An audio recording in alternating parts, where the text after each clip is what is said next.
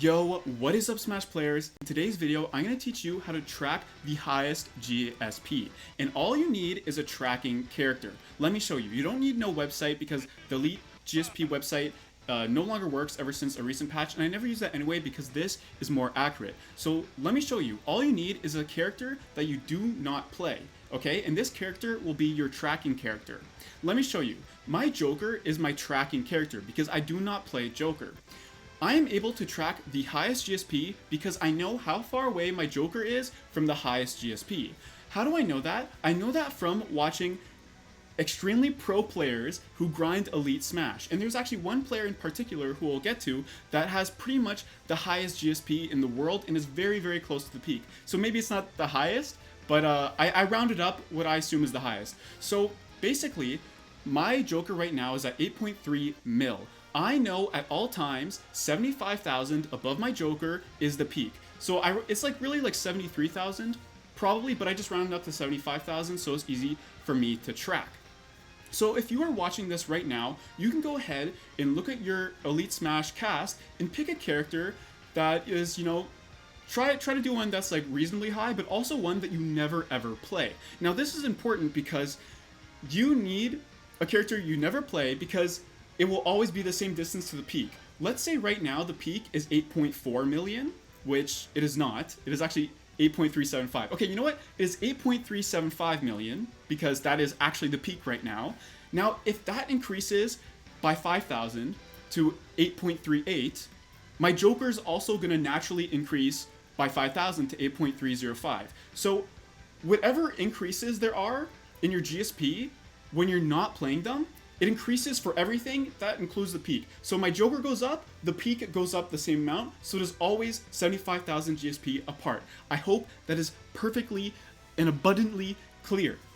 So if you're watching this right now, and this will be valid for even months, for people watching this months after months after months, okay? But for the people watching now, just see how far your tracking character that you're going to choose is away from my Joker, and then just add 75,000. So if it's 50, or let's say it's 20,000, then add 75,000, so that's 95,000 from the peak. Make sense? If you're watching this a couple hours later, just like assume my Joker went up 1,000 or a couple thousand. It's not a big deal. Like you could like it's roughly 70 to 75,000 above my Joker. However, do not use a character that you have never played before because that roster GSP or that default blue number is a little sketchy to me. So I don't trust that. I feel like it would change more than just something else would change with how the GSP naturally increases. So how do I know it's 75,000 above my Joker? There's one player in Japan who kicks ass on Elite Smash and he's the best Elite Smash player in the world, okay? I've seen Best Ness, I've seen Riddles, and they have GSPs about 60,000 above my Joker. So that's really fantastic, and that's close to the peak, right? But only Ron, the Yoshi from Japan, has really near the peak. He's done 100 win challenges like so many times, and he's never hit 75,000 above my Joker, but he's gotten really close, but then he just doesn't gain any more points when he beats so many people. So that's why I know the peak is 75,000 above my Joker or a little less than that. So I just rounded it up to make it easier to track. Now, if you're wondering what good GSP is, I would say my Joker GSP right now is great. If you have a goal, a good goal to set would be to get to what my Joker GSP is, because that is something you can get just through grinding Elite Smash. So if you want a great GSP, that would be my Joker right now. 10,000 above that is really great. 20,000 above that is really, really great. 30,000 above that is like a really good job well done. 40,000, where like my Zero Suit Samus kind of is, that's like amazing, like good job. Like I won't even lie, this is the highest my Zero Suit Samus GSP is ever gonna be. I'm probably gonna lose it tonight, but that's fine. 50,000 is like, wow, like you are really sick. 60,000 is like, okay, your Best Ness or your Riddles. 70,000 is your Ron the Yoshi from Japan, okay? Now, I guess the final thoughts, pick your tracking character. Yeah, again, later today, if you watch this later, just add a couple thousand to my Joker. If you watch this tomorrow, add like, 4,000. If you watch this in 2 days, add like 6 to 8 to like 10. Maybe in 3 days, add 10,000. But yeah, down the line, if you do not watch this soon after my release, what you want to do is look at Best Nest, look at Riddles, usually just add 10,000 to theirs. They're usually actually like 65,000 above my Joker, so add 10,000 to theirs and assume that's the peak, okay? It's a good enough estimate. Or you watch Ron from Japan and assume he's like 5,000 away from the peak for his Yoshi. Or his other characters, they're all really close too. So that is how you find your tracking character if you're not watching this right as I upload it. You just look at one of the pros and compare it to them.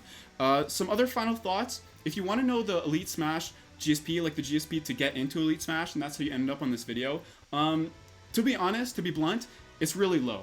And if you can't get that, then just keep playing and don't even worry about it. If your goal is to get into Elite Smash, that's kind of like making it your goal to beat something on medium mode when there's a hard difficulty and a very hard difficulty and even an intense difficulty, okay? So don't even worry what the Elite Smash entry GSP is. And also, for the people who are watching and they think like GSP is full of baloney, I have actually accurately guessed people's GSP after playing them just for like a few matches, so I'm fairly confident I could guess someone's GSP within 5,000, which is a very small range, after playing you in a best of 5. So to me that really says something. I've also never fought a really good player with bad GSP. I've never found a bad player with really good GSP. Like maybe like close to my Joker, there's been like just like some really like refined like bad players, but I've never fought a bad player with really high GSP. And there's no top player or really good player who struggles to get GSP. Like there is most definitely a correlation between GSP and skill. And just the fact that like I've accurately guessed and like I've never fought someone with insane, like between my Joker and Zero Suit Samus, that GSP, I've never found a bad player with that high GSP. It's like not even possible.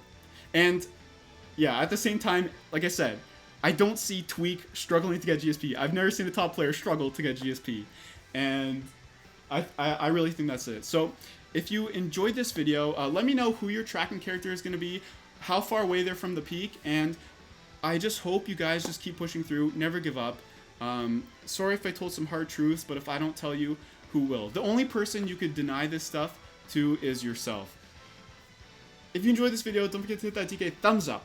Smash that subscribe button, have a swell evening, and I'll see you next time.